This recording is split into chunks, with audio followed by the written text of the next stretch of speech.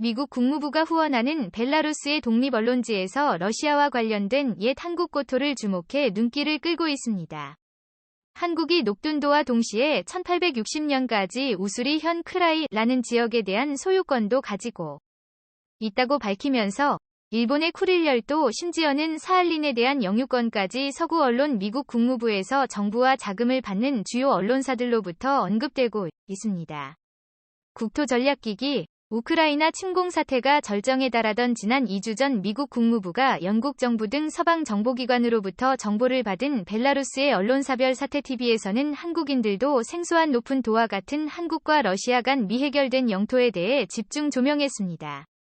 벨사이트넷은 보도를 내보내면서 세계 각국 그중에서도 일본과 한국 등 러시아와 영토 분쟁이 있는 지역들에 대해서 소개했습니다.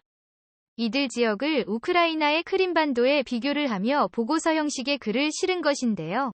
이 생소한 벨라루스의 언론사는 벨라루스의 친러시아 집권 여당으로부터 박해를 받고 있는 상황이며 무엇보다 미국 국무부 등 주요 서방 정보기관으로부터 후원과 보호를 받는 언론사라는 점입니다. 즉 언론기관에서 보도하는 보도나 보고서 논평 등이 서방 측의 러시아에 대한 아젠다와 미래계획 등이 반영될 수 있는 것입니다. 놀라운 점은 이 언론사에서 한국인들도 생소한 녹둔도 그리고 우수리온 크라이라는 지역에 대해서 한국 측의 영유권이 있다고 주장한 것입니다. 벨사이트 TV에서는 아제르바이잔은 다게스탄 지역에 대해 러시아와 분쟁이 있고 조지아는 아파지아와 나모세티아 카자흐스탄은 석유와 천연가스가 많이 매장된 카스피해 일대가 러시아와 갈등을 빚고 있고 한국은 높은 도 그리고 우수리 현 크라이 지방에 대해서 소유권을 가지고 있다고 보도했습니다. 또 리투아니아, 라트비아, 몽골, 노르웨이, 핀란드, 에스토니아 그리고 마지막으로 일본을 소개했습니다. 그럼 어떻게 상황이 돌아가는지 살펴봅니다. 첫 번째 일본과 러시아의 영토 갈등. 일본은 가장 유명한 러시아와의 영유권 분쟁의 이슈가 있으며 남쿠릴열도의 4개 섬인 이투루프 크나시를 시코탄 하보마이 군도. 이렇게 4개의 지역에 대해서 양국의 분쟁이 있고 심지어는 사할린 섬에 대한 영유권까지 일본이 주장하고 있다고 말하고 있습니다.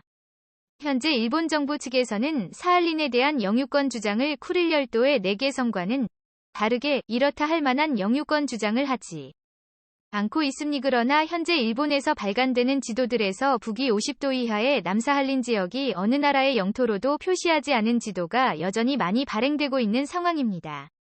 이는 샌프란시스코 강화조약에서 사할린과 쿠릴열도 귀속 문제를 보류했는데 그 직후 쿠릴열도 분쟁이 발생하여 영토 관련 협의가 모두 중단되었기 때문입니다.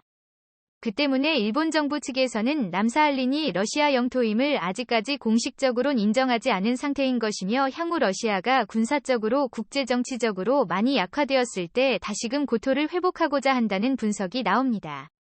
그래도 쿠릴열도와 달리 일본 정부는 이 지역의 영유권을 별로 주장하지 않고 있으며 한때 일본의 영토였던 남사할린의 수도 이 유즈노사할린스크의 일본 총영사관마저 덧써서 러시아의 영토임을 암묵적으로 인정을 하기도 했습니다.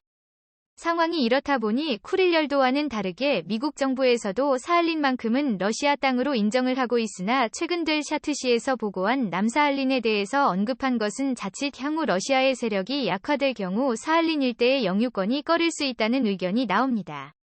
현재 사할린에는 일본인들이 거주를 하고 있지는 않는 상황입니다. 사할린은 최근 가스 생산이 많이 이루어지면서 한국과의 경제 협력이 많이 일어나고 있는 섬이며 한국과의 교역 비중이 가장 많은 섬인데요. 그뿐 아니라 이 섬에는 러시아인을 제외한 한국인들이 가장 많이 사는 섬으로 무려 3만 5천 명 수준으로 10명 중 1명은 한국인일 정도로 한인 비중이 높습니다.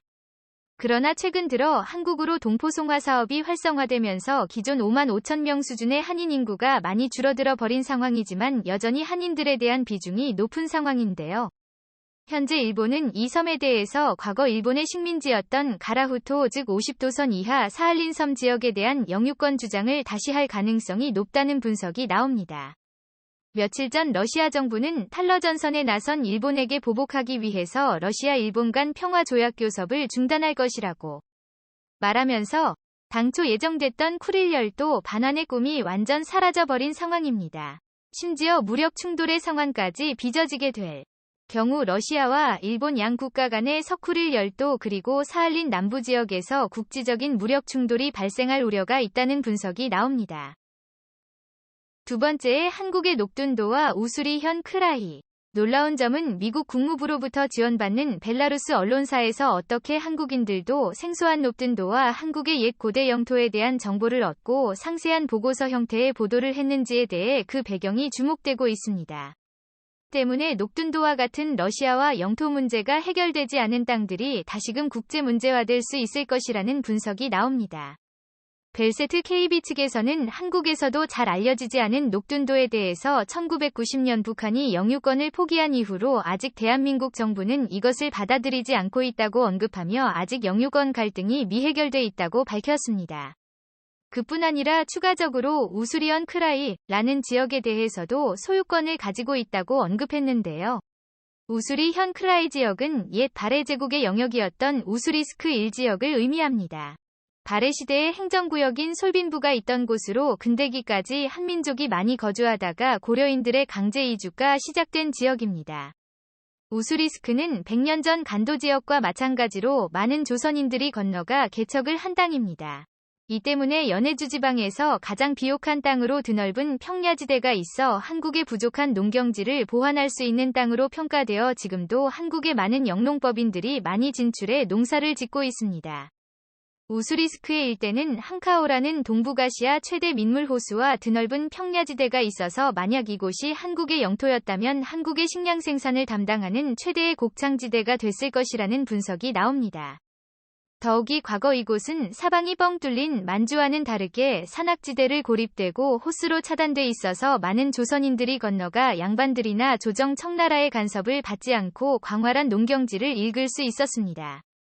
현재 한국인의 민족주의 단체들에서는 만주 지방뿐 아니라 연해주 지방의 영토를 회복해야 한다고 주장을 하고 있으나 그동안 한러 관계가 매우 좋았기 때문에 연해주 지방에 대해서 고토 회복론이 언급된 적은 거의 없었습니다. 하지만 이번 우크라이나 사태를 계기로 오히려 해외에서 한국의 옛 고토들에 대한 언급이 나오기 시작하면서 러시아와 관련된 한국의 옛 고토들이 다시금 조명받고 있습니다. 세 번째, 러시아의 동거를 독립시키려는 서방.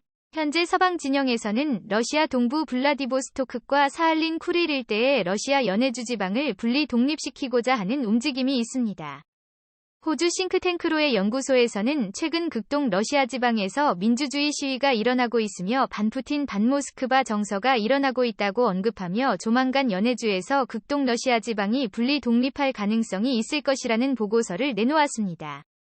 심지어 극동 러시아 주민들은 러시아 모스크바 정부의 통치를 받느니 차라리 일본 정부의 통치를 받는 게 좋겠다고 시위를 할 정도로 반정부 성향이 강한 상황입니다.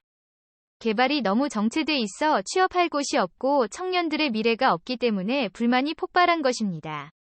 때문에 부랴부랴 푸틴 정부에서는 주기적으로 동반 경제 포럼을 개최해서 한국, 일본, 중국 등의 투자를 바라고 있는 상황입니다. 그동안 러시아는 가장 경제력이 센 일본을 러시아의 극동 개발을 매우 바람직한 파트너십으로 여겼으나 영토 갈등 문제가 있어 2018년경 푸틴과 아베 정권은 두 개의 섬을 반환하는 조건으로 평화협정을 맺으려 하였습니다. 하지만 2012년 우크라이나 침공 사태가 일어나면서 며칠 전 러시아 측에서는 이 협정 진행을 파기하였습니다. 그러나 최근 극동 지방 러시아 주민들의 민심이 심상치 않게 돌아가기 시작하면서 극동 러시아 지방이 일본이나 한국 혹은 서방의 지원을 받는 독립적인 정부가 수립될 수 있을 것이란 관측이 나옵니다. 한국은 러시아의 우호적인 스탠스를 취하고 있으나 최근 급속하게 러시아에 대한 세계적인 압박이 심화되면서 극동 러시아 지방에 새로운 변화의 조짐이 생기고 있습니다. 때문에 일각에서는 한국이 만주 땅을 되찾는 것보다 녹둔도 우수리스크 일대의 발해의 옛 고토 등을 되찾는 게 더욱 빠를 수 있을 것이란 관측이 나옵니다. 놀랍게도 극동 러시아 지방 주민들도 차라리 일본의 통치를 받는 것이 나을 것이라는 시위 구호가 나왔을 정도로 타국에 의한 통치를 받더라도 민주주의적이고 경제적 번영을 더욱 원하는 상황이라는 것입니다. 일본은 반러시아 기조로 확실하고 적극적인 고토 수복의 입장을 취하는 상황이지만 한국의 경우는 그동안 러시아와 좋은 관계를 가져왔기 때문에 매우 조심스러운 입장이 사실입니다. 과연 한국은 러시아와의 관계를 잘 유지하고 고토를 회복할 수 있을까요? 시청해주셔서 감사합니다.